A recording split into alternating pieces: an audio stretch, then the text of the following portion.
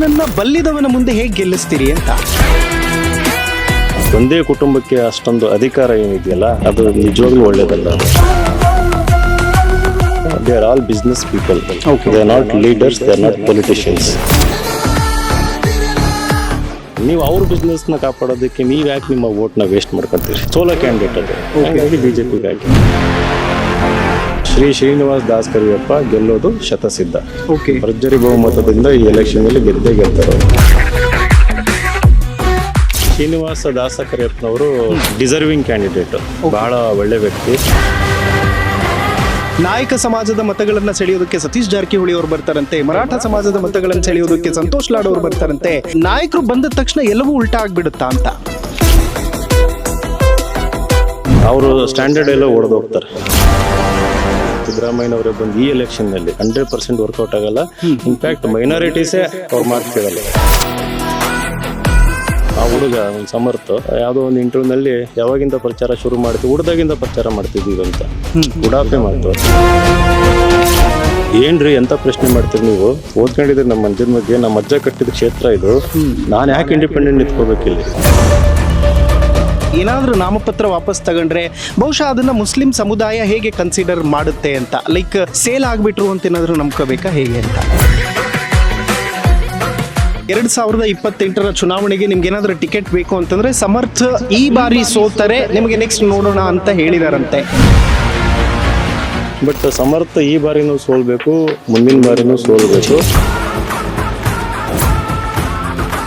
ಕೇಳ್ದೇನೆ ಅವರು ಕೊಟ್ಟಾರಪ್ಪ ಗೆಲ್ಲ ಕ್ಯಾಂಡಿಡೇಟು ಅಂತಂದ್ಬಿಟ್ಟು. ಇವೆಲ್ಲ ಡ್ರಾಮ್ ಜನಗಳಿಗೆ ಗೊತ್ತಾಗಲ್ಲ. ಜನಗಳು ದಡ್ರ, ಜನಗಳು ಮೂರುಟ್ರ. ಜನಗಳು ಕಷ್ಟಗಳಿಗೆ ಸ್ಪಂದಿಸೋದು, ಅವ್ರ ಹತ್ರ ಹೋಗಿ ಅವ್ರ ಕಷ್ಟಗಳನ್ನ ಆಲಿಸುವಂಥದ್ದು, ಯಾರು ನಿರಂತರವಾಗಿ ಮಾಡ್ಕೊಂಡ್ ಬರ್ತಾರೆ ಕೊನೆಗೆ ಅವ್ರನ್ನೇ ಕೈ ಹಿಡಿಯುವಂಥದ್ದು. ಈ ಕಾರ್ಯಕ್ರಮದ ಪ್ರಾಯೋಜಕರು ವಿನಯ್ ಕುಮಾರ್ ತರೀಕೆರೆ, ಮಹಾಪ್ರಧಾನ ಕಾರ್ಯದರ್ಶಿ, ಬೆಂಗಳೂರು ಕೇಂದ್ರ ಲೋಕಸಭಾ ಕ್ಷೇತ್ರ, ಯುವ ಜನತಾ ದಳ. ಅಭಯಾನಲ್ಲಿ ಇವತ್ತಿನ ಗೋಲ್ಡ್ ಪ್ರೈಸ್ ಚೆಕ್ ಮಾಡಿದ್ಯಾ? ಇಲ್ಲ. ಅಭಯಾನಲ್ಲಿ ಗೋಲ್ಡ್ ಸೇಲ್ ಮಾಡು, ಗೋಲ್ಡ್ ಇಂಟ್ರೆಸ್ಟ್ ಸೇವ್ ಮಾಡು. 8861 600 600. ವೀಕ್ಷಕರೇ ನಮಸ್ಕಾರ, ನೀವು ನೋಡ್ತಾ ಇದ್ದೀರಾ ಹೆಲೋ ಹಿಂದೂ. ನಾನು ಸೈಯದ್ ಹಿದಾಯತ್. ರಾಜ್ಯ ರಾಜಕಾರಣದಲ್ಲಿ, ಅದರಲ್ಲೂ ಕೂಡ ದಾವಣಗೆರೆ ದಕ್ಷಿಣದಲ್ಲಿ ದಂಗಲ್ ಸಿಕ್ಕಾಪಟ್ಟೆ ದೊಡ್ಡ ಪ್ರಮಾಣದಲ್ಲಿ ನಡೀತಾ ಇದೆ. ಒಂದು ಕಡೆ ಕಾಂಗ್ರೆಸ್, ಮತ್ತೊಂದು ಕಡೆ ಬಿಜೆಪಿ ಅಭ್ಯರ್ಥಿಯ ಮಧ್ಯೆ ನೇರ ಹಣಾಹಣಿ ಇದೆ. ವಿನಯ್ ಅವ್ರ ಸಪೋರ್ಟ್ ಯಾರಿಗೆ ಸಿಗುತ್ತೋ ಅವರಿಗೆ ಬಂಪರ್ ಅನ್ನುವಂತಹ ಪರಿಸ್ಥಿತಿ, ಸನ್ನಿವೇಶ ಸೃಷ್ಟಿಯಾಗಿದೆ ಅನ್ನುವಂಥದ್ದಿದೆ. ಗೊತ್ತಿಲ್ಲ ನನಗೆ ಹೇಗಿದೆ ಅಂತ. ವಿನಯ್ ಅವರೇ, ಕಾರ್ಯಕ್ರಮಕ್ಕೆ ಪ್ರೀತಿಯ ಸ್ವಾಗತ. ಹೇಗಿದ್ದೀರಿ? ನಮಸ್ಕಾರ, ಚೆನ್ನಾಗಿದ್ದೀನಿ. ನೀವು ಹೆಂಗಿದ್ದೀರಿ? ಆರಾಮಿದ್ದೀನಿ ಸರ್. ವೆಲ್ ಸರ್, ಬಿಜೆಪಿ ಅಭ್ಯರ್ಥಿಗೆ ಬೆಂಬಲವನ್ನ ಘೋಷಣೆ ಮಾಡಿದ್ದೀರಿ.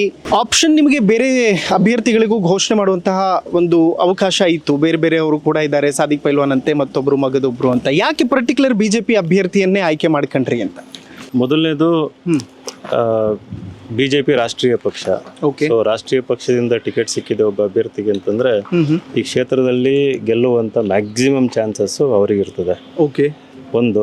ಎರಡನೇದು, ನಾನು ಕಾಂಗ್ರೆಸ್ ಇಂದ ಬಹಳ ದೂರ ಬಂದ್ಬಿಟ್ಟಿದ್ದೀನಿ. ಈಗಾಗಲೇ ಬಿಜೆಪಿ ಜೊತೆ ಇಂಡೈರೆಕ್ಟ್ಲಿ ಎಂಗೇಜ್ ಆಗ್ತಾ ಬಂದಿದ್ದೆ. ಆ ಪಕ್ಷದಿಂದ ನನಗೂ ಕೂಡ ಟಿಕೆಟ್ ಸಿಗುತ್ತೆ ಅನ್ನೋ ಒಂದು ಭರವಸೆ ಇತ್ತು, ನಿರೀಕ್ಷೆ ಕೂಡ ಇತ್ತು. ಲಾಸ್ಟ್ ಮಿನಿಟ್ ಅಲ್ಲಿ ಮಿಸ್ ಆಯಿತು. ಸೊ ಹಾಗಾಗಿ ಇವೆಲ್ಲ ಕಾರಣಗಳಿಂದ, ಜೊತೆಗೆ ಶ್ರೀನಿವಾಸ ದಾಸ ಕರಿಯಪ್ಪನವರು ಡಿಸರ್ವಿಂಗ್ ಕ್ಯಾಂಡಿಡೇಟ್, ಬಹಳ ಒಳ್ಳೆ ವ್ಯಕ್ತಿ. ಆಮೇಲೆ ಈ ಕ್ಷೇತ್ರದಲ್ಲಿ ಸುಮಾರು 25 ವರ್ಷದಿಂದನೂ ಕೂಡ ಅವರು ಗ್ರಾಸ್ ರೂಟ್ ಲೆವೆಲ್ ಇಂದ ಎಮರ್ಜ್ ಆಗಿ ಕೆಲಸ ಮಾಡಿದ್ದಾರೆ, ಓಡಾಡಿದ್ದಾರೆ. ಹಾಗಾಗಿ ಅವರಿಗೆ ಸಪೋರ್ಟ್ ನಾನು ಪಬ್ಲಿಕ್ ಆಗಿ ಘೋಷಣೆ ಮಾಡಿದ್ದೀನಿ. ಹಣಬಲ ಮತ್ತು ತೋಳ್ಬಲ ಇದೆರಡು ಯಾರ ಹತ್ರ ಇರುತ್ತೋ ಗೆಲುವು ಅವ್ರದ್ದೇ ಅನ್ನುವಂತಹ ನಿಟ್ಟಿನಲ್ಲಿ ಸಾಮಾಜಿಕ ಜಾಲತಾಣಗಳಲ್ಲಿ ಸಿಕ್ಕಾಪಟ್ಟೆ ದೊಡ್ಡ ಪ್ರಮಾಣದ ಚರ್ಚೆ ಆಗ್ತಾ ಇದೆ. ಬಡವ ವರ್ಸಸ್ ಬಲ್ಲಿದವ ಅಂತ. ಬಡವನನ್ನ ಬಲ್ಲಿದವನ ಮುಂದೆ ಹೇಗೆ ಗೆಲ್ಲಿಸ್ತೀರಿ ಅಂತ? ಜನಗಳು ಮನಸ್ಸು ಯಾರು ಗೆಲ್ತಾರೆ ಅವ್ರ ಎಲೆಕ್ಷನ್ ನ ಗೆಲ್ತಾರೆ ಅಲ್ಟಿಮೇಟ್. ಆಯ್ತಾ? ಯಾರು ಸಮಯ ಖರ್ಚು ಮಾಡುವಂತ ಒಂದು ಸಾವಧಾನ, ಪೇಷನ್ಸ್ ಇರ್ತದೆ. ಆಮೇಲೆ ಸ್ಪಂದಿಸೋ ಒಂದು ಮನಸ್ಸಿರ್ತದೆ ಜನಗಳಿಗೆ. ಜೆನ್ಯೂನ್ ಆಗಿ ಯಾವುದೇ ಒಂದು ಫೇಕ್ನೆಸ್ ಇಲ್ದಂಗೆ ಜನಗಳು ಕಷ್ಟಗಳಿಗೆ ಸ್ಪಂದಿಸೋದು, ಅವ್ರ ಹತ್ರ ಹೋಗಿ ಅವ್ರ ಕಷ್ಟಗಳನ್ನ ಆಲಿಸುವಂತದ್ದು, ಯಾರು ನಿರಂತರವಾಗಿ ಮಾಡ್ಕೊಂಡ್ ಬರ್ತಾರೆ ಕೊನೆಗೆ ಅವ್ರನ್ನೇ ಕೈ ಹಿಡಿಯುವಂತದ್ದು. ದುಡ್ಡು ಬೇಕಾಗುತ್ತೆ, ಇಲ್ಲ ಅಂತಂದಲ್ಲ ಎಲೆಕ್ಷನ್, ಬಟ್ ದುಡ್ಡೇ ಎಲ್ಲ ಅಲ್ಲ. ಇವತ್ತು ಎಷ್ಟೇ ಹಣದ ಒಳೆ ಹರಿಸಿದ್ರು ಕೂಡ ಈ ಎಲೆಕ್ಷನ್ ನಲ್ಲಿ ಶಾಮನೂರ್ ಕುಟುಂಬದಿಂದ ಅಥವಾ ಕಾಂಗ್ರೆಸ್ ಸರ್ಕಾರದಿಂದ ಈ ಇಂಟ್ರೂನ ನೆನಪಿಡ್ಕೊಳ್ಳಿ, ಶ್ರೀನಿವಾಸ್ ದಾಸ್ ಕರಿಯಪ್ಪ ಗೆಲ್ಲೋದು ಶತಸಿದ್ಧ. ಓಕೆ, ಭರ್ಜರಿ ಬಹುಮತದಿಂದ ಈ ಎಲೆಕ್ಷನ್ ಅಲ್ಲಿ ಗೆಲ್ತಾರೆ ಅವರು. ಓಕೆ. ಸಮುದಾಯವಾರು ಮತಗಳನ್ನ ತಮ್ಮತ್ತ ಸೆಳೆಯೋದಕ್ಕೆ ಬೇರೆ ಬೇರೆ ರೀತಿಯಾದಂತಹ ರಣತಂತ್ರಗಳನ್ನು ಈಗಾಗಲೇ ಕಾಂಗ್ರೆಸ್ ರೆಡಿ ಮಾಡ್ಕೊಂಡಿದೆ. ನಾಯಕ ಸಮಾಜದ ಮತಗಳನ್ನ ಸೆಳೆಯೋದಕ್ಕೆ ಸತೀಶ್ ಜಾರಕಿಹೊಳಿ ಅವರು ಬರ್ತಾರಂತೆ, ಮರಾಠ ಸಮಾಜದ ಮತಗಳನ್ನು ಸೆಳೆಯೋದಕ್ಕೆ ಸಂತೋಷ್ ಲಾಡ್ ಅವರು ಬರ್ತಾರಂತೆ, ಮುಸ್ಲಿಂ ಮುಖಂಡರನ್ನ ನಾಯಕರನ್ನ ಕನ್ವೆ ಮಾಡಿಬಿಡ್ತೀವಿ, ಅವರು 2ನೇ ತಾರೀಕಿಂದ ದಾವಣಗೆರೆಯಲ್ಲೇ ಜಾಂಡಾ ಹೂಡ್ತಾರೆ, ಹಾಗಾಗಿ ಗೆಲುವು ತುಂಬಾ ಈಸಿ ಅನ್ನುವಂಥ ಲೆಕ್ಕಾಚಾರ ಇದೆ. ಈ ನಾಯಕರು ಬಂದ ತಕ್ಷಣ ಎಲ್ಲವೂ ಉಲ್ಟಾ ಆಗ್ಬಿಡುತ್ತಾ ಅಂತ? ಅದು ಅದೇ ಪರ್ಸೆಪ್ಷನ್. ಇದೆಲ್ಲ ಏನಂದ್ರೆ ಬ್ಯಾಟಲ್ ಆಫ್ ನ್ಯಾರೇಟಿವ್ಸ್ ಇದ್ದಂಗೆ. ಈಗ ಯಾವ ಕ್ಯಾಂಡಿಡೇಟು ಗೆಲ್ತಾರೆ ಅನ್ನೋ ಒಂದು ವಾತಾವರಣ ಸೃಷ್ಟಿ ಆಗ್ತದೆ, ಆ ಕಡೆ ಮತದಾರರ ಒಲವು ಶಿಫ್ಟ್ ಆಗೋದಕ್ಕೆ ಶುರು ಆಗ್ತದೆ. ಇವರೆಲ್ಲರನ್ನು ಕರ್ಕೊಂಡು ಬಂದ ತಕ್ಷಣ ಆ ರೀತಿ ಒಂದು ವಾತಾವರಣ ಬಿಲ್ಡ್ ಆಗುತ್ತೆ ಅಂತ ಅಂದ್ಬಿಟ್ಟು ಇವ್ರಿಗೆ ಅನಿಸ್ತಾ ಇರ್ತದೆ. ಬಟ್ ಅಂಡರ್ ಕರೆಂಟ್ ಅಂತ ಇರುತ್ತೆ ಯಾವಾಗ್ಲೂ ಒಂದು ಅಂಡರ್ ಕರೆಂಟ್. ಅದು ಸಮುದ್ರದ ಒಳಗೆ ಇರ್ತದೆ. ನದಿ ಹರಿಬೇಕಾದ್ರೆ ನದಿ ಕೆಳಗಿರ್ತದೆ, ಬಹಳ ರಭಸದಿಂದ ಇರ್ತದೆ. ಅದು ಮೇಲೆ ಹರಿಯೋದಕ್ಕಿಂತ ಅದು ಕಾಣಿಸೋದಿಲ್ಲ. ಅದು ಆ ಒಂದು ಅಂಡರ್ ಕರೆಂಟ್ ಇವತ್ತು ದಾವಣಗೆರೆಯಲ್ಲಿ ಏನಿದೆ ಅದು ಶಾಮನೂರವರ ವಿರುದ್ಧ ಇದೆ. ಇವತ್ತು ಯಾರು ಇಷ್ಟಪಡ್ತಾ ಇಲ್ಲ. ಒಂದೇ ಕುಟುಂಬದಲ್ಲಿ ಈ ರೀತಿ ಡ್ರಾಮಾ ಮಾಡಿ, ನಾಟಕ ಮಾಡಿ, ನಮಗೆ ಟಿಕೆಟ್ ಬೇಡ ಅಂದರು, ನಾವು ಕೇಳಿಲ್ಲ ಅಂದರು. ಮನೇನೂ ಕೂಡ ಒಂದು ಇಂಟರ್ನಲ್ಲಿ ನಾವು ಕೇಳ್ದೇನೆ ಅವರು ಕೊಟ್ಟಾರಪ್ಪ ಗೆಲ್ಲ ಕ್ಯಾಂಡಿಡೇಟು ಅಂತಂದ್ಬಿಟ್ಟು. ಇವೆಲ್ಲ ಡ್ರಾಮಾ ಜನಗಳಿಗೆ ಗೊತ್ತಾಗಲ್ವ. ಜನಗಳು ದಡ್ರ, ಜನಗಳು ಮೂರುಕ್ರ ಗೊತ್ತಿದೆ ಜನಕ್ಕೆ. ಹಾಗಾಗಿ ಎಂಥ ದೊಡ್ಡ ಲೀಡರ್ ಬಂದು ಇವನ್ ಸಿದ್ದರಾಮಯ್ಯನವರೇ ಬಂದು ಈ ಎಲೆಕ್ಷನ್ನಲ್ಲಿ ನೀವು ಅವರು ಸ್ಟ್ಯಾಂಡರ್ಡ್ ಎಲ್ಲ ಹೊಡೆದು ಹೋಗ್ತಾರೆ. ಈಗ ಕುರುಬ್ರಿಗೆ ಒಂದು ಡೈಲಾಗು, ಅಹಿಂದ ಮತಗಳಿಗೆ ಒಂದು ಡೈಲಾಗು, ಮುಸ್ಲಿಮ್ಸಿಗೆ ನಾನೇ ಇಲ್ಲಿ ಅಭ್ಯರ್ಥಿ, ನನಗೆ ಓಟ್ ಹಾಕಿ, ಈ ಸರಿ ವರ್ಕೌಟ್ ಆಗಲ್ಲ. ಅದು ಈ ಎಲೆಕ್ಷನ್ ಅಲ್ಲಿ 100% ವರ್ಕೌಟ್ ಆಗಲ್ಲ. ಇನ್ಫ್ಯಾಕ್ಟ್ ಮೈನಾರಿಟೀಸೇ ಅವ್ರ ಮಾತು ಕೇಳಲ್ಲ, ಕುರುಬರು ಮಾತು ಕೇಳಲ್ಲ ಈ ಎಲೆಕ್ಷನ್ ಅಲ್ಲಿ. ಎಲ್ಲರಿಗೂ ಅರ್ಥ ಹೋಗಿದೆ.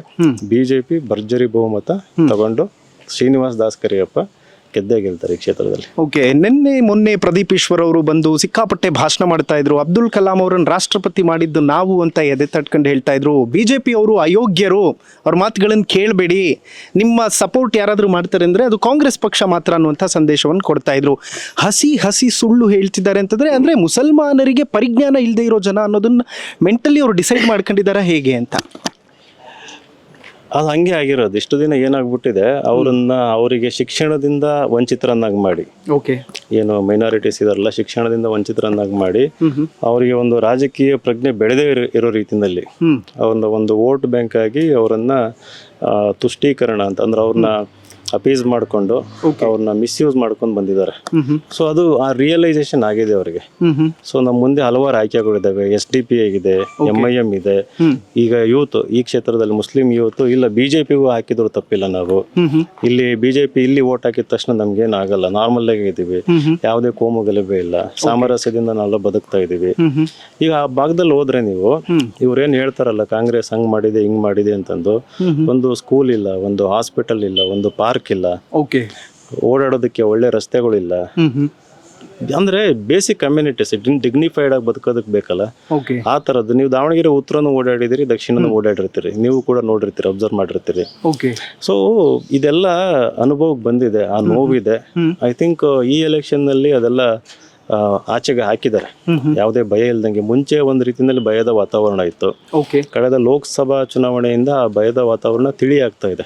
ಆ ಭಯದ ವಾತಾವರಣದಿಂದ ಜನಗಳು ಹೊರಗೆ ಬಂದ್ಬಿಟ್ಟು ಇಲ್ಲ ನಾವು ಸೈಲೆಂಟ್ ಆಗಿ ಕೂತ್ರೆ ಆಗಲ್ಲ, ನಮ್ಮ ಹಕ್ಕನ್ನ ಚಲಾಯಿಸಬೇಕು, ನಮ್ಮ ಹಕ್ಕನ್ನ ನಾವು ಕೇಳಬೇಕು. First time in the history of Davanagere ಇಷ್ಟು ಓಪನ್ ಆಗಿ ಜನಗಳು ಬಂದು ನಾವು ಆಕಾಂಕ್ಷಿಗಳು, ಆಮೇಲೆ ಇಷ್ಟು ಓಪನ್ ಆಗಿ ಬಂದು ಶಾಮನೂರು ವಿರುದ್ಧ ಘೋಷಣೆ ಇರ್ಬೋದು, ಕಾಂಗ್ರೆಸ್ ವಿರುದ್ಧ ಘೋಷಣೆ ಆ ಏರಿಯಾಗಳಲ್ಲಿ ಅನ್ಇಮ್ಯಾಜಿನೇಬಲ್. ಅದು ಅವರೆಲ್ಲ ಕಾಮನ್ ಪೀಪಲ್, ಅವ್ರು ಯಾರು ದುಡ್ಡು ಕೊಟ್ಟು ಕಳಿಸಿಲ್ಲ, ಅದನ್ನು ಅವಮಾನ ಮಾಡಿದ್ರು ಅವರಿಗೆ.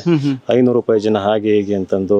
ಆಮೇಲೆ ಸುರ್ಜೇವಾಲಾ ಅವರು, ಜಮೀರ್ ಅಹಮದ್ ಅವ್ರು ಬಂದಾಗ ಅವರು ರಾಜೀನಾಮೆ ಕೊಡ್ತೀನಿ ಅಂತ ಅಂದಾಗ, ಕೊಡೋದಿದ್ರೆ ಕೊಟ್ಟೋಗ್ರಿ, ನೀವು ಮೌಲ್ವಿಗಳು ನೀವು ಹಿಂಗೆ ಮಾಡಿದ ತಕ್ಷಣ ನಾವೆಲ್ಲ ನಿಮ್ಮ ಬ್ಲ್ಯಾಕ್ ಮೇಲಿಗೆ ಎದುರ್ತೀವ ಅಂತಂದು ಭಾಳ ದರ್ಪದಿಂದ. ಅದೇ SS ಮಲ್ಲಿಕಾರ್ಜುನ್ ನಾನು ರಾಜೀನಾಮೆ ಕೊಡ್ತೀನಿ ಅಂತಂದ್ರೆ ಆ ಡೈಲಾಗ್ ಹೊಡಿತಾರ ಅವರು, ಹೊಡೆಯೋದಿಲ್ಲ.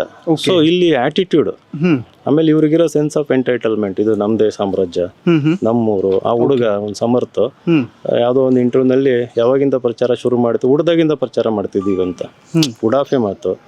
ಆಮೇಲೆ ಇನ್ನೊಂದು, ನೀವು ಇಂಡಿಪೆಂಡೆಂಟ್ ಆಗಿ ನಿಲ್ತೀರಾ ಅಂತ ಯಾರೋ ಒಬ್ರು ಪತ್ರಕರ್ತರು ಕೇಳಿದ್ದಕ್ಕೆ ಅವ್ರದ್ದು ಸೆನ್ಸ್ ಆಫ್ ಎಂಟೈಟಲ್ಮೆಂಟ್ ಅಂದ್ರೆ ನಾವು ಓನರ್ಶಿಪ್ ಹೆಂಗಿದೆ ನೋಡಿ. ಅವ್ರೊಂದು ಡೈಲಾಗ್ ಹೇಳ್ತಾರೆ, ಏನ್ರಿ ಎಂತ ಪ್ರಶ್ನೆ ಮಾಡ್ತೀರಿ ನೀವು? ಓದ್ಕೊಂಡಿದ್ದೀರಿ ನಮ್ಮ ಅಜ್ಜನ? ಓದ್ಕೊಂಡಿದ್ದೀರಿ ನಮ್ಮ ಅಜ್ಜನ ಬಗ್ಗೆ. ನಮ್ಮ ಅಜ್ಜ ಕಟ್ಟಿದ ಕ್ಷೇತ್ರ ಇದು. ಅಂದ್ರೆ ನಾನು ಯಾಕೆ ಇಂಡಿಪೆಂಡೆಂಟ್ ನಿಂತ್ಕೋಬೇಕಿಲ್ಲಿ? ನನ್ನ ಕ್ಷೇತ್ರ ಇದು, ನನಗೆ ಟಿಕೆಟ್ ಸಿಗ್ತದೆ. ಓಕೆ. ಆ ಒಂದು ನಂಬಿಕೆ ಮೇಲೆ ಹೋಗಿ ನಾಮಿನೇಷನ್ ಹಾಕಿ ಬಂದ್ರು. ಯಾವಾಗ? ಬಿಫೋರ್. ಯಾರಾದ್ರೂ ಉಚ್ಚಾಟನೆ ಮಾಡೋ ಮಾತಾಡಿದ್ರ? ಈಗ ನಾನು ಇಂಡಿಪೆಂಡೆಂಟ್ ಹಾಕಿದ್ದೆ ಅಂತ ನನ್ನ ಉಚ್ಚಾಟನೆ ಮಾಡಿದ್ರು ಕಾಂಗ್ರೆಸ್ ಇಂದ. ನಾವು ಗಾಡ್ ಫಾದರ್ ಇಲ್ಲ ನಿಮಗೆ ಅಲ್ವಾ? ದೊಡ್ಡ ಪೊಲಿಟಿಕಲ್ ಹೆಸರು ಮುಂದೆ ಈ ರೀತಿ ಸರ್ನೇಮ್ ಇಲ್ಲ, ಯಾರ್ದು ಹೆಸರಿಲ್ಲ ಇವರು. ಸೊ ಇವರಿಗೆ ಆ ಒಂದು ದುರಹಂಕಾರ ಇದೆ. ಇದೆಲ್ಲ ಈ ಕ್ಷೇತ್ರ ಜನ ಸ್ಟಡಿ ಮಾಡಿದ್ದಾರೆ, ಅರ್ಥ ಮಾಡ್ಕೊಂಡಿದ್ದಾರೆ. ಐ ಥಿಂಕ್ ಈ ಚುನಾವಣೆಯಲ್ಲಿ ಬಹಳ ದೊಡ್ಡ ಮಟ್ಟದಲ್ಲಿ ತಕ್ಕ ಉತ್ತರ ಕೊಡ್ತಾರೆ. ಓಕೆ. ಇನ್ಫ್ಯಾಕ್ಟ್ ಜಮೀರ್ ಅಹಮದ್ ಅವರನ್ನ ಈ ರಾಜ್ಯದ ಬಹುದೊಡ್ಡ ಅಲ್ಪಸಂಖ್ಯಾತರ ನಾಯಕ ಅಂತ ಕನ್ಸಿಡರ್ ಮಾಡುವಂತಹ ಮುಸ್ಲಿಂ ಸಮುದಾಯ ಯಾವ ವಿಚಾರಗಳನ್ನ ಅರ್ಥಕೊಳ್ಳಬೇಕು? ಯಾಕೆ ಅಂತಂದ್ರೆ ಜಮೀರ್ ಅಹಮದ್ ರಾಜೀನಾಮೆ ಕೊಡ್ತೀನಿ ಅಂದಿದ ತಕ್ಷಣ ಸುರ್ಜೇವಾಲಾ ಅವರು ಬಿಸಾಕ್ ಹೋಗ್ತಾ ಇರಿ ಅಂತ ಹೇಳುವಾಗ ಮುಸಲ್ಮಾನರ ಕಿಮ್ಮತ್ತು ಕಾಂಗ್ರೆಸ್ನಲ್ಲಿ ಏನಿದೆ ಅಂತ? ಅದೇ ಅವ್ರದ್ದು ಒಂಥರ ಈ ದುರಹಂಕಾರದ ಧೋರಣೆ. ಅದಕ್ಕೇನಪ್ಪ ಅಂತಂದ್ರೆ ನಾವು ವಾರಸ್ದಾರರು, ಸ್ವಾತಂತ್ರ್ಯ ತಂದು ಕೊಟ್ಟರು ನಾವೇನೆ, ಈ ದೇಶ ಬೆಳೆಸ್ತರು ನಾವೇನೆ, ಪ್ರಜಾಪ್ರಭುತ್ವ ಕಾಪಾಡಿದವರು ನಾವೇನೆ. ಆ ತಲೆ ಒಳಗೆ ತುಂಬ್ಕೊಂಡ್ಬಿಟ್ಟಿದೆ ನಾವೇ ಶ್ರೇಷ್ಠ, ನಾವ್ ಹೇಳ್ದಂಗೆ ಆಗ್ಬೇಕು, ನಾವ್ ಹೇಳ್ದಂಗೆ ಕೇಳಬೇಕು ಅನ್ನೋದು. ಸೊ ಅದರಲ್ಲಿ ಏನು ಈ ಮೈನಾರಿಟಿ ಕಮ್ಯುನಿಟಿ ಏನಿದೆಯಲ್ಲ, ಅದು ಬಲಿಪಶು ಆಗ್ತಾ ಬಂದಿದೆ. ಅವ್ರಿಗೆ ಸಿಗ್ಬೇಕಾದಂತ ಒಂದು ಡೆವಲಪ್ಮೆಂಟ್, ಪೊಲಿಟಿಕಲ್ ರೆಪ್ರೆಸೆಂಟೇಷನ್ ಸಿಕ್ಕಿಲ್ಲ. ಅದು ರಿಯಲೈಸೇಷನ್ ಆಗೋಗಿದೆ ಇವಾಗ. I think this is the beginning ಅಂತ ಅನ್ಸುತ್ತೆ. ಕಾಂಗ್ರೆಸ್ ಅಲ್ಲಿ ಏನಾದ್ರೂ ಉಳಿದಿತ್ತು ಅಂತಂದ್ರೆ ಅವ್ರ ಅಸ್ತಿತ್ವ ಕಾಪಾಡ್ಕೊಳ್ಳೋದಕ್ಕೆ ಅಂತಂದ್ರೆ ಇದೊಂದು ವೋಟ್ ಬ್ಯಾಂಕ್ ಇತ್ತು, ಅಲ್ಲಿ ಯೂತ್ಗೆ ರಿಯಲೈಸೇಷನ್ ಆಗ್ತಾ ಇದೆ. So we will see more political parties emerging. ಅವರಲ್ಲೇ ಒಂದು ಎಮರ್ಜ್ ಆಗೋ ಚಾನ್ಸಸ್ ಇರುತ್ತೆ. ಬಿಜೆಪಿ ಬರ್ಬೋದು, ಬರ್ದೇನೂ ಇರ್ಬೋದು, ಬಟ್ ಒಂದು ಅವೇರ್ನೆಸ್ ಅಂತೂ ಆಗಿದೆ. ಇದೇ ರೀತಿ SC/ST ಕಮ್ಯುನಿಟಿಗಳಲ್ಲೂ ಕೂಡ ಅವೇರ್ನೆಸ್ ಶುರು ಆಗಿದೆ. ST ಕಮ್ಯುನಿಟಿನಲ್ಲೂ ಹೆಂಗೆ ಈ ವಾಲ್ಮೀಕಿ ಹಗರಣಗಳು ಅವೆಲ್ಲ ಹಗರಣಗಳು, ನಮಗೆ ಮೀಸಲಿಟ್ಟಂತ ಹಣ STP ಏನು SCP ಮತ್ತೆಲ್ಲ ಫಂಡ್ಸ್ ಎಲ್ಲ ಏನಿದ್ದು ಮಿಸ್ಯೂಸ್ ಆಗಿರುವಂಥದ್ದು, ನಮಗೆ ಬೇಕಾದಂಥ ಫಂಡ್ಗಳನ್ನ ಬೇರೆದಕ್ಕೆ ವಿನಿಯೋಗ ಮಾಡಿರೋದು, ಇದೆಲ್ಲ ರಿಯಲೈಸೇಷನ್ ಆಗಿದೆ. ಸೊ ಈಗ ನೋಡ್ಬೇಕು, interesting times R ahead. Okay. ನನಗೊಂದು ಪ್ರಶ್ನೆ ಇರೋದು ಅಂತಂದರೆ 27ಕ್ಕೂ ಹೆಚ್ಚು ಮುಸ್ಲಿಂ ಅಭ್ಯರ್ಥಿಗಳು ಈಗಾಗಲೇ ಅಖಾಡದಲ್ಲಿದ್ದಾರೆ, ಆಕಾಂಕ್ಷಿಗಳಾಗಿ ಅಖಾಡಕ್ಕೆ ಇಳಿದಿದ್ದಾರೆ. ಅವರಲ್ಲಿ ಯಾರ್ಯಾರು ಮನವೊಲಿದು ವಾಪಸ್ ತಗೋಬಿಡ್ತಾರೋ ಏನೋ ಅನ್ನುವಂಥ ಗೊಂದಲಗಳಿದೆ. ಒಂದು ವೇಳೆ ಮುಸ್ಲಿಂ ಮುಖಂಡರು ಅಥವಾ ಮುಸ್ಲಿಂ ಅಭ್ಯರ್ಥಿಗಳು ಅಖಾಡದಲ್ಲಿ ಏನಿದ್ದಾರೆ ಅವರು ಏನಾದರೂ ನಾಮಪತ್ರ ವಾಪಸ್ ತಗೊಂಡ್ರೆ ಬಹುಶಃ ಅದನ್ನು ಮುಸ್ಲಿಂ ಸಮುದಾಯ ಹೇಗೆ ಕನ್ಸಿಡರ್ ಮಾಡುತ್ತೆ ಅಂತ, ಲೈಕ್ ಸೇಲ್ ಆಗಿಬಿಟ್ರು ಅಂತ ಏನಾದರೂ ನಂಬ್ಕೋಬೇಕಾ ಹೇಗೆ ಅಂತ? ಅನ್ಫಾರ್ಚುನೇಟ್ಲಿ ಅದು ಹಂಗಾಗುತ್ತದು. ಈಗ ಇಂಡಿಪೆಂಡೆಂಟ್ ಆಗಿ ನಾಮಿನೇಷನ್ ಹಾಕಿರೋಂಥವ್ರು ಯಾವ ಕಾರಣಕ್ಕೂ ಹಿಂದೆ ಸರಿಬಾರ್ದು. ನೀವು ಯಾಕೆ ಹಾಕಿದ್ರಿ ನಾಮಿನೇಷನ್? ಅನ್ಯಾಯ ಆಗಿದೆ ಸಮುದಾಯಕ್ಕೆ, ಅನ್ಯಾಯ ಆಗಿದೆ ಅಂತ ಹಾಕಿದ ಮೇಲೆ ಗಟ್ಟೆ ನಿಂತ್ಕೊಳ್ರಿ, ಆಯ್ತಾ? ಗಟ್ಟಿಯಾಗಿ ನಿಂತ್ಕೊಳ್ರಿ ನೀವು. ಅದು ಏನಾದ್ರೂ ಆಗ್ಲಿ, ಆಮೇಲೆ ಫೇಸ್ ಮಾಡುವಂತ್ರಿ. ಹಿಂದೆ ಸರಿದ್ರೆ ಲೇಬಲಿಂಗ್ ಶುರು ಆಗ್ಬಿಡ್ತದೆ. ನೀವು ಡೀಲ್ ಆದ್ರಿ, ದುಡ್ಡು ತಗೊಂಡ್ರಿ, ಹಾಗೆ ಹೀಗೆ ಅಂತಂದು ನಾನು ಅದೇ ವಿಡಿಯೋ ಮಾಡಿ ಹಾಕಿದ್ದೆ ಇವತ್ತು. ಸೊ ಯಾಕಂದ್ರೆ ನಾನು ಒಂದು ಇಂಡಿಪೆಂಡೆಂಟ್ ನಿಂತು ಬಂದಿದ್ರಿಂದ ಅದು ಕೆಲವೊಬ್ರು ಅದನ್ನ ಮಿಸ್ಇಂಟರ್ಪ್ರೆಟ್ ಮಾಡಿದ್ದಾರೆ. ನಿನ್ನೆ ಬಿಜೆಪಿ ಬೆಂಬಲ ಮಾಡಿದ್ರಿ, ಇವತ್ತು ಇವ್ರಿಗೆ ಬೆಂಬಲ ಕೊಡ್ತಿರೋದು ಅಂತಂದಲ್ಲ, ನನ್ನ ಅನುಭವದ ಒಂದು ಮಾತನ್ನ ಹಂಚ್ಕೊಂಡಿದ್ದೀನಿ. ಇಂಡಿಪೆಂಡೆಂಟ್ ನಿಂತ ಮೇಲೆ ನಿಂತ್ಕೊಳ್ರಿ ಅಂತಂದು. ಸೊ ಇಲ್ಲಿ ಅವರು ಆ ರೀತಿ ಫೈಟ್ ಮಾಡಲಿಲ್ಲ ಅಂತಂದ್ರೆ ನಾಳೆ ಏನಾಗ್ತದೆ, ಇವರು ಆವೇಶ ಆಕ್ರೋಶ ಕೇವಲ ಕ್ಷಣಿಕ ಇವ್ರದ್ದು, ನಾಳೆ ಇವ್ರನ್ನ ತಣ್ಣಗಾಕ್ಸ್ಬಿಡ್ಬೋದು ಅನ್ನೋದು ಮತ್ತೆ ಇವ್ರ ದುರಹಂಕಾರ ಜಾಸ್ತಿ ಮಾಡ್ತದೆ. ಹಂಗ ಆಗ್ಬಾರ್ದಲ್ವಾ? ಅದಕ್ಕೆ what ever be the outcome, ಒಂದು ಓಟ್ ಬರಲಿ, ನಿಮ್ಗೆ 10 ಓಟ್ ಬರಲಿ, 100 ಓಟ್ ಬರಲಿ, ನೀವು ಗಟ್ಟಿಯಾಗಿ ನಿಂತ್ಕೊಳ್ಳಿ ಅಂತಂದು ಒಂದು ಮೆಸೇಜ್ ಕೊಟ್ಟಿದ್ದೀನಿ. ಓಕೆ. ಇನ್ಫ್ಯಾಕ್ಟ್ 2028ರ ಚುನಾವಣೆಗೆ ನಿಮ್ಗೆ ಏನಾದರೂ ಟಿಕೆಟ್ ಬೇಕು ಅಂತಂದ್ರೆ ಸಮರ್ಥ ಈ ಬಾರಿ ಸೋತರೆ ನಿಮಗೆ ನೆಕ್ಸ್ಟ್ ನೋಡೋಣ ಅಂತ ಹೇಳಿದಾರಂತೆ.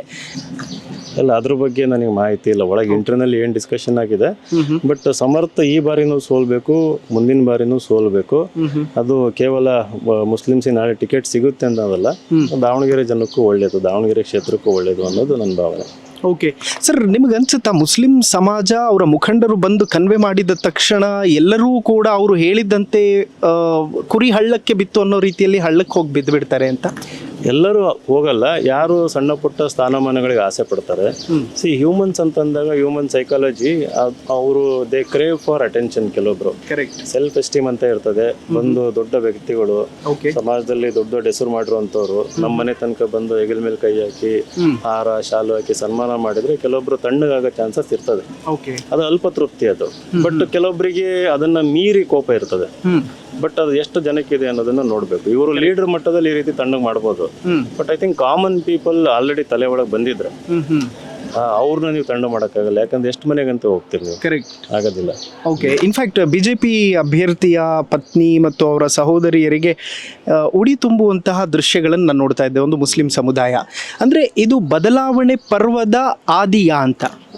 ಹೌದು, ಈಗ ವ್ಯಕ್ತಿ ಮತ್ತು ವ್ಯಕ್ತಿತ್ವವನ್ನು ನೋಡಿ ನಾವು ಓಟ್ ಹಾಕ್ತೀವಿ ಅನ್ನೋ ಒಂದು ಕಾಲ ಬರ್ತಾ ಇದೆ, ನಿಧಾನಕ್ಕೆ ಬರ್ತಾ ಇದೆ. ಓಕೆ, ವ್ಯಕ್ತಿ ಮತ್ತು ವ್ಯಕ್ತಿತ್ವ ಅಂದ್ರೆ ಈ ಕ್ಷೇತ್ರಕ್ಕೆ ಈ ವ್ಯಕ್ತಿ ಸೂಕ್ತ ಅಂತ ನನಗೆ ಅನ್ಸಿದ್ರೆ ಅವರು ಪಾರ್ಟಿ ನೋಡೋದು ಬೇಡ, ಓಕೆ, ಅವ್ರು ಯಾವ್ದಾದ್ರು ಪಾರ್ಟಿನಲ್ಲಿ ಇರಲಿ, ಅವರಿಗೆ ನಾವು ಓಟ್ ಹಾಕ್ತೀವಿ ಅನ್ನೋದು. ಸೊ ಹಾಗಾಗಿ ಈ ರೀತಿ ಘಟನೆಗಳನ್ನು ನಾವು ನೋಡೋದಕ್ಕೆ ಈ ಒಂದು ಎಲೆಕ್ಷನ್ನಲ್ಲಿ ಕಾಣಿಸ್ತಾ ಇದೆ. ಓಕೆ, ವಿನಯ್ ಅವರೇ, ನಿಮ್ಮ ಅನಲೈಸ್ ತುಂಬ ಚೆನ್ನಾಗಿರುತ್ತೆ ಅನ್ನೋ ಕಾರಣಕ್ಕೆ ಕೇಳ್ತಾ ಇದ್ದೀನಿ. ಬಿಜೆಪಿ ಅಭ್ಯರ್ಥಿಗೆ ಮತ ಕೊಡಬೇಕು ಅನ್ನೋದಕ್ಕೆ 5 ಕಾರಣ ಮತ್ತು ಕಾಂಗ್ರೆಸ್ ಅಭ್ಯರ್ಥಿಗೆ ಮತ ಕೊಡಬಾರ್ದು ಅನ್ನೋದಕ್ಕೆ 5 ಕಾರಣಗಳನ್ನು ನೀವು ಕೊಡೋದಾದ್ರೆ ಏನು ಕೊಡ್ತೀರಿ? ಮೊದಲನೇದು, ಈ ಕ್ಷೇತ್ರದಲ್ಲಿ ಬಿಜೆಪಿ ಒಂದ್ಸರಿನೂ ಗೆದ್ದಿಲ್ಲ, ಸುಮಾರು 25-30 ವರ್ಷ ಆಯಿತು. ಓಕೆ, ಬಿಜೆಪಿ ಅಭ್ಯರ್ಥಿ ಏನಿದ್ದಾರೆ ಈ ಸರಿ ಶ್ರೀನಿವಾಸ ಕರಿಯಪ್ಪ, ಅವರು ಜನಾನುರಾಗಿ ಅವರು. ಓಕೆ, ಬೆಳಗ್ಗೆ ಎದ್ದು ಕುಂದವಾಡಕೆರೆನಲ್ಲಿ ವಾಕ್ ಮಾಡ್ಕೊಂಡು, ಕಾಫಿ ಬಾರಲ್ಲಿ ಟೀ ಕುಡಿದು, ಮನೆ ಮುಂದೆ ಬಂದಂಥ ಜನಗಳನ್ನೆಲ್ಲ ಮಾತಾಡ್ಸ್ಕೊಂಡು, ಕ್ಷೇತ್ರ ಸುತ್ತಾಡ್ಕೊಂಡು ಇಲ್ಲೇ ಇರುವಂಥ ವ್ಯಕ್ತಿ ನಿಮ್ಮ ಮಧ್ಯೆ 100% ಇದ್ದೇ ಇರ್ತಾರೆ, ಗಟ್ಟಿಯಾಗಿರ್ತಾರೆ. ಓಕೆ, ಹಾಗಾಗಿ ಮೊದಲನೇ ರೀಸನ್ನು. ಎರಡನೇದು, ಇದು ನೀವು ಕೊಡೋ ವರ್ಡಿಕ್ಟ್ ಏನಿದೆಯಲ್ಲ, ಕೇವಲ ನಿಮ್ಮ ದಾವಣಗೆರೆ ಕ್ಷೇತ್ರದಲ್ಲಿ ನೋಡ್ತಾ ಇಲ್ಲ, ಇದನ್ನ ಇಡೀ ರಾಜ್ಯ ಅಬ್ಸರ್ವ್ ಮಾಡ್ತಾ ಇದೆ. ದಾವಣಗೆರೆ ಜನ ನಿಜವಾಗ್ಲೂ ಸ್ವಾಭಿಮಾನಿಗಳ, ಓಕೆ, ಅವ್ರ ಕುಟುಂಬ ರಾಜಕಾರಣದ ವಿರುದ್ಧ ಖಂಡಿತ ಒಂದು ವರ್ಡಿಕ್ಟ್ ಕೊಡ್ತಾರ ಅನ್ನೋದು. ಸೊ ಹಾಗಾಗಿ ಬಿಜೆಪಿ ಗೆಲ್ಲಿಸೋದ್ರಿಂದ ಒಂದು ಸ್ಟ್ರಾಂಗ್ ಮೆಸೇಜ್ ಹೋಗ್ತದೆ. ಇದು ಎರಡನೇ ರೀಸನ್ನು. ಮೂರನೇ ರೀಸನ್ನು ಬದಲಾವಣೆ, ಅಂದ್ರೆ ಅಭಿವೃದ್ಧಿ ಬರಬೇಕು ಅನ್ನೋದಾದ್ರೆ ಬದಲಾವಣೆ ಆಗ್ಲೇಬೇಕು. ಆ ಕ್ಷೇತ್ರದಲ್ಲಿ ಇದು ಹೊತ್ತಿನವರೆಗೂ ಕೂಡ ಯಾವುದೇ ದೊಡ್ಡ ಮಟ್ಟದ ಅಭಿವೃದ್ಧಿ ಕೆಲಸಗಳು ಆಗಿಲ್ಲ. ಸೊ ಅಭಿವೃದ್ಧಿ ಬರಬೇಕು ಅಂದ್ರೆ ಹೊಸ ಚಿಂತನೆ, ಯೂತ್ ಇದ್ದಾರೆ, 45 ವರ್ಷ ಅನ್ಸುತ್ತೆ, 46 ವರ್ಷ. ಸೊ ಹಾಗಾಗಿ ಮೂರನೇ ಕಾರಣ. ನಾಲ್ಕನೇದು, ಇದರಿಂದ ಬೇರೆ ಯೂತ್ ಮೋಟಿವೇಟ್ ಆಗ್ತಾರೆ.